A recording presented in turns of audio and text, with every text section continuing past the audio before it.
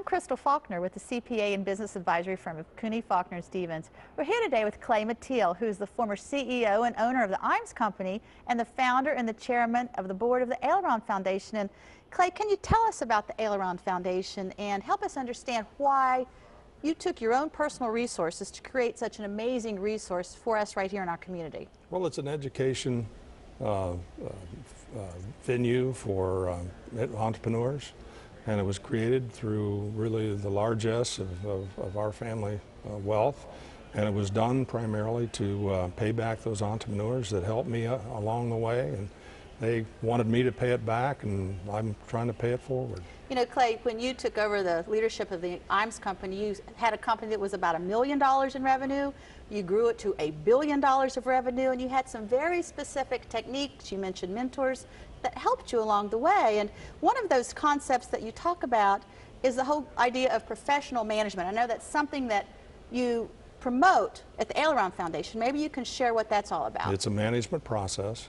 Most successful businesses incorporate some kind of a management process, starting with strategic planning, operational planning, and controls.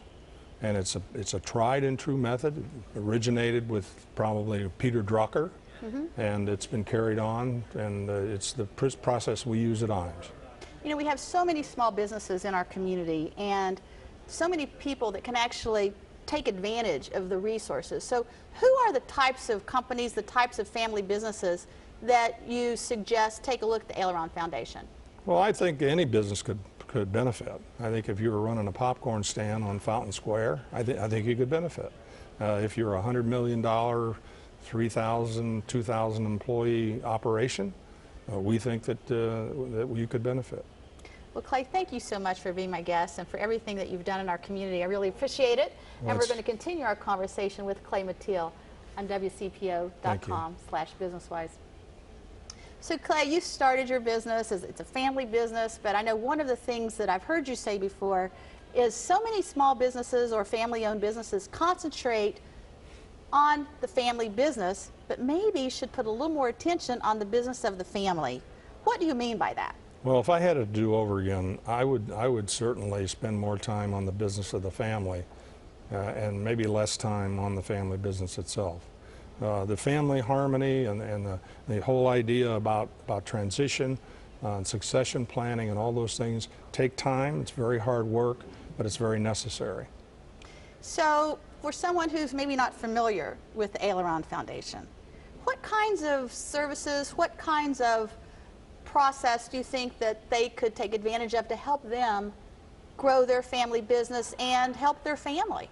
Well, our planning process, our strategic planning process, obviously is geared towards not only just the X's and O's of the business, but also to help with the family. We have other follow-on programs like how to put together an outside board, how to do evaluations of employees. I mean, miscellaneous and sundry number of excellent courses targeted to help the business owner be successful. And you really believe that? I mean, that's really what you're about, isn't it? It's about giving back and helping somebody else be successful. Why are you so passionate about that?